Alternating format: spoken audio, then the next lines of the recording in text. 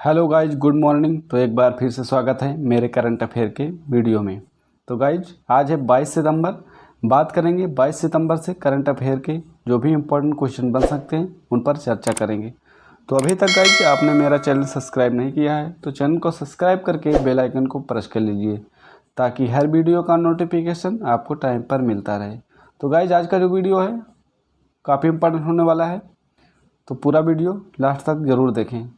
तो चलते हैं आज के पहले प्रश्न। आज का जो हमारा पहला प्रश्न है, केंद्र सरकार विश्वकर्मा योजना के तहत ऋण कितने प्रतिशत की सब्सिडी देगा ऋण पर?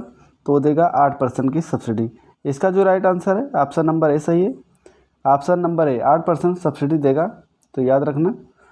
बात करते हैं विश्वकर्मा योजना की। यह स्कीम में पारंपरिक कौशल वाले लोगों को अपना कारोबार खड़ा करने में मदद करेगी और इस स्कीम में लोगों को लोन तो मिलेगा ही, साथ ही स्किल ट्रेनिंग भी मिलेगी।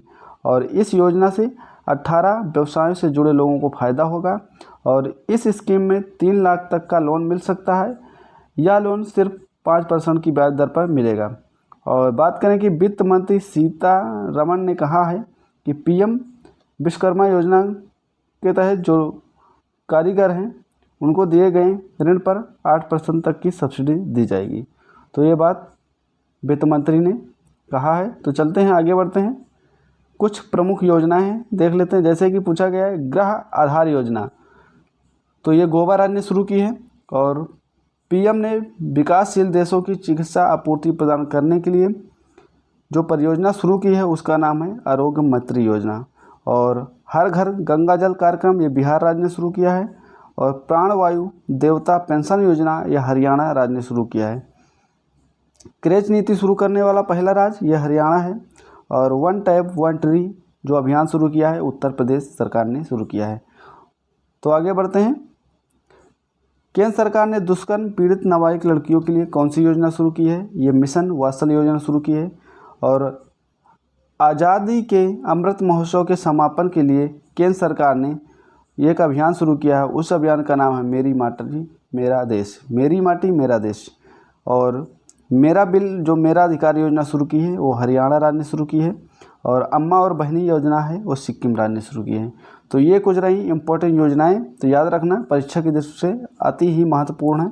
और फिर से मैं ला दूँगा जब भी योजनाएं आएंगी इसमें अपडेट करके जो भी अपडेट होगा मैं लाता रहूँगा जिससे आपको याद भी हो जाए। तो चलते हैं अगले प्रश्न में। क्वेश्चन नंबर हमारा 2 है कि हाल ही में किस राज्य के अत्रेयापुरम पुथरेकुला को जीआई टैग दिया गया है? तो ये दिया गया है आंध्र प्रदेश राज्य को। ऑप्शन नंबर डी सही है, आंध्र प्रदेश इसका राइट आंसर है। आंध्र प्रदेश को जीआई टैग दिया गया है।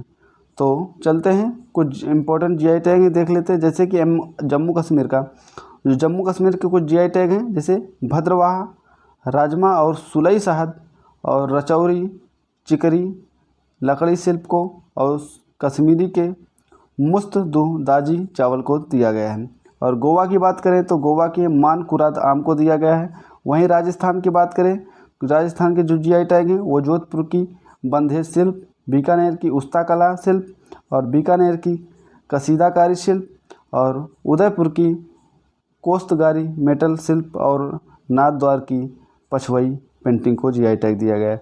तमिलनाडु की बात करें, तमिलनाडु के जो जेदेरी नामकट्टी को और चेदी बट्टा साड़ी को और कन्याकुमारी मेटा को और सलेम सागो को जीआई टैग दिया गया है।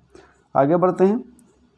मध्य प्रदेश की बात करें, मध्य प्रदेश के गोंड पेंटिंग को, रीवा जिले के सुंदरजा आम को और मुरैना जिले की गजक को जीआई टैग दिए गए। बिहार की मरचा चावल को जीआई टैग दिया गया और हिमाचल प्रदेश के जो हैं वो कांगड़ा चाय के यूरोपीय जीआई टैग इसे मिला है। और असम की बात करें, असम के चुकवा चावल को जीआई टैग मिला है जिसे जादुई चावल के नाम से जानते हैं। और उड़ीसा की बात करें तो उड़ीसा के रायगढ़, साल और कोरापुट के वो काला जीरा चावल है उसे जीआई टैग दिया गया है जिसे चावल का राजा कहते हैं। और वहीं बात करें आंध्र प्रदेश की, तो अभी बताया मैंने अत्रेयापुरम पुथेराकुला को जीआई टैग दिया गया, एक प्रकार की मिठाई है, याद रखना। क्वेश्चन नंबर हमारा 2 है 3 है। क्वेश्चन नंबर 3 है, हाल ही में भारत में होने वाली पहली मोटोजीपी रेस के शीर्ष प्रयोजन अधिकारी किसे मिले हैं? तो वो है इंडियन ऑयल को। जो मोटो जीपो है, उसे जो भारतीय रेस के शीर्ष परियोजना अधिकारी के रूप में इंडियन ऑयल को दिया गया है, तो याद रखने। चलते हैं आगे बढ़ते हैं। इंडियन ऑयल इसका राइट आंसर है। आपसे पूछा है, चौथा क्वेश्चन है, हाल ही में अंतर्राष्ट्रीय लाल पांडा दिवस कब मनाया गया है? तो ये जो मनाया गया है 16 सितंबर को मनाया गया है, याद रखना। इसका राइट आंसर है 16 सितंबर को लाल पांडा दिवस मनाया गया है। कुछ इंपॉर्टेंट दिवस हैं, देख लेते हैं। जैसे कि पूछा गया है 12 सितंबर को नारियल दिवस मनाया जाता है, विश्व नारियल दिवस। 15 सितंबर की बात करें तो अंतर्राष्ट्रीय चैरिटी दिवस, और उसी दिन शिक्षक दिवस भी मनाया जाता है अंतर्राष्ट्रीय। और 8 सितंबर की बात करें तो अंतर्राष्ट्रीय साक्षरता दिवस मनाया जाता है। और 18 सितंबर को विश्व फिजियोथेरेपी दिवस मनाया जाता है। 9 सितंबर को हिमालय दिवस मनाया जाता है। 8 सितंबर को विश्व प्राथमिक चिकित्सा दिवस मनाया जाता है। 10 सितंबर की बात करें विश्व आत्महत्या रोकथाम दिवस मनाया जाता है। तो ये इम्पोर्टेंट दिवस हैं। और ये 11 सितंबर की बात करें तो राष्ट्रीय वन शहीद दिवस। 12 सितंबर को दक्षिण सहयोग के लिए अंतर्राष्ट्रीय जो है संयुक्त राष्ट्र दिवस मनाया जाता है। और 14 सितंबर की बात करें तो नेशनल हिंदी दिवस मनाया जाता है। और आपसे कमेंट बॉक्स में बताइए कि अंतर्राष्ट्रीय हिंदी दिवस कब मनाया जाता है, तो इसको आप कमेंट बॉक्स में बताइए। चलते हैं आगे बढ़ते हैं। 15 सितंबर की बात करें तो इसमें विश्व लिम्फोमा जागरूकता दिवस मनाया जाता है। और 15 सितंबर को अंतर्राष्ट्रीय लोकतंत्र दिवस भी मनाया जाता है। 16 सितंबर को वर्ल्ड ओजोन डे मनाया जाता है। तो ये रहे सितंबर माह के कुछ इम्पोर्टेंट दिवस, याद रखना। और फिर जब दिवस आएगा तो मैं फिर लाऊंगा ताकि आपको याद हो जाए अपडेट करके। आप क्वेश्चन नंबर 5 है, होयसला मंदिर किस राज्य में स्थित है जिसे यूनेस्को विश्व धरोहर घोषित किया गया है? तो जो होयसला मंदिर है कर्नाटक राज्य में स्थित है। ऑप्शन नंबर डी सही है, कर्नाटक राज्य में स्थित है। जान लेते हैं इसके बारे में।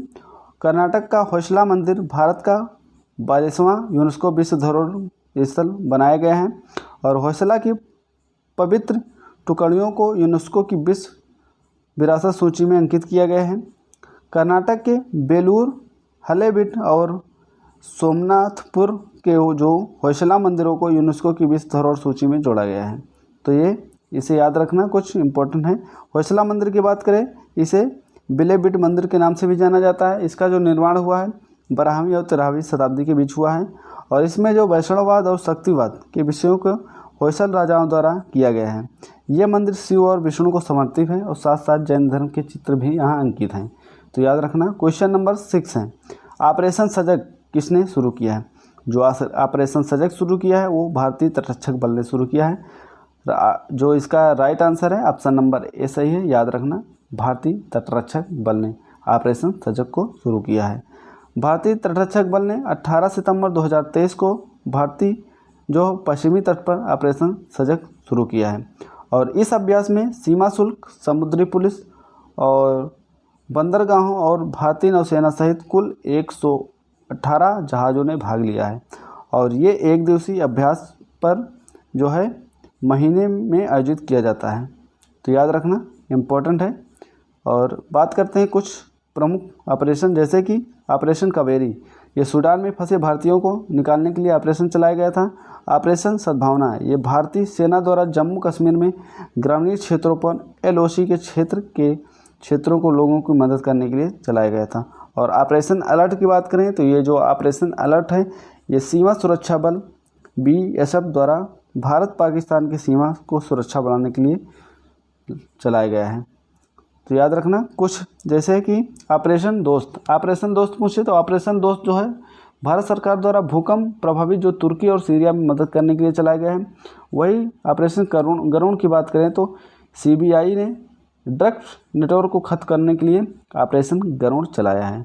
और ऑपरेशन मेघदूत जो है मेघचक्र, ऑपरेशन जो मेघचक्र है वो CBI ने चाइल्ड जो पोर्नोग्राफी सर्कुलेट करने वाले लोगों को पता लगाने के लिए ये चलाया है ऑपरेशन मेघचक्र। तो याद रखें। आप बताइए कि ऑपरेशन जो मेघदूत वो किस लिए चलाया गया है और कब चलाया गया है, इसको कमेंट बॉक्स में आप बताइए। चलते हैं आगे बढ़ते हैं। क्वेश्चन नंबर 7 है, उड़ान भवन का उद्घाटन कहाँ किया गया है? जो उड़ान भवन का उद्घाटन किया गया नई दिल्ली में किया गया। ऑप्शन नंबर बी सही है, इसका राइट आंसर है ऑप्शन नंबर बी, याद रखना। उड़ान भवन जो है नई दिल्ली में इसका उद्घाटन किया गया है। केंद्रीय मंत्री ज्योतिरादित्य सिंधिया ने उड़ान भवन का उद्घाटन किया है। और यह दिल्ली के सफदरगंज हवाई अड्डे पर एक कार्यालय परिसर है। और इन्होंने इस वॉलेट भुगतान विकल्प सुविधा भी लॉन्च की है। इन्होंने जो ज्योतिरादित्य सिंधिया हैं ई वॉलेट भुगतान सुविधा भी लॉन्च की है। तो आगे बढ़ते हैं, क्वेश्चन नंबर 8 है, इंपॉर्टेंट क्वेश्चन याद रखना। पेंगुइन रैंडम हाउस के स्थायी CEO के रूप में किसे चुना गया है? तो जो इसे चुना गया है, जो पेंगुइन रैंडम हाउस के स्थायी CEO वो हैं निहार मालवीय। ऑप्शन नंबर सी सही है, याद रखना निहार मालवीय। कुछ जान लेते हैं इनके बारे में। पेंगुइन रैंडम हाउस आया है, इसके बारे में जान लेते हैं। यह विश्व पुस्तकों का सबसे बड़ा प्रकाशक है और 20 से अधिक देशों में उपस्थित है और 300 से अधिक विशिष्ट छापे और प्रकाशन ग्रह हैं। जर्मन मीडिया समूह वर्टेसमैन के पास 1998 से रैंडम हाउस का स्वामित्व है और यह जो अमेरिका और न्यूयॉर्क के यूनाइटेड किंगडम के लंदन में इसका मुख्यालय है। तो इतने पॉइंट को याद रखना। आगे बढ़ते हैं। विभिन्न कंपनियों के CEO जैसे गूगल और अल्फ़ाबेट के CEO सुंदर पिचाई हैं और यूट्यूब के जो CEO हैं नील मोहन को बनाया गया है।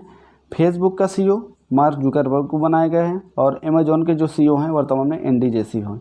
तो ये इम्पोर्टेंट CEO हैं, याद रखना। माइक्रोसॉफ्ट के CEO पूछे तो सत्या नडेला हैं। ट्विटर के जो CEO हैं लिंडा यकारिनो हैं और एडोब के जो CEO हैं शांतनु नारायण हैं। और वहीं बात करें IBM के जो CEO हैं अरविंद कृष्णा को बनाया गया है। तो यह प्रमुख CEO हैं, याद रखना, इंपॉर्टेंट CEO हैं। क्वेश्चन नंबर 9 है, इंपॉर्टेंट है, याद रखना। हाल ही में पहला आसियान संयुक्त सैन्य अभ्यास ASEX 01N कहाँ प्रारंभ किया गया है? जो ये अभ्यास है वो प्रारंभ किया गया है इंडोनेशिया में, याद रखें, इंडोनेशिया इसका राइट आंसर है। बात करते हैं इंडोनेशिया में जो इसका आयोजन किया गया है दक्षिण नाटू सागर में और 11 देशों ने इसमें भाग लिया है। आसियान की जो स्थापना हुई 1967 में हुई और इसका जो मुख्यालय है जकार्ता इंडोनेशिया में है। चलते हैं, आगे बढ़ते हैं। जो है 43वां एशियान शिखर सम्मेलन जकार्ता इंडोनेशिया में हुआ है और इसमें जो ईस्ट एशिया समिट हुई है जकार्ता इंडोनेशिया में हुई है। और आपसे पूछे 20वां भारत आसियान शिखर सम्मेलन ये जो हुआ है जकार्ता इंडोनेशिया में हुआ है। तो ये भी पॉइंट याद रखेंगे, इंपॉर्टेंट पॉइंट है।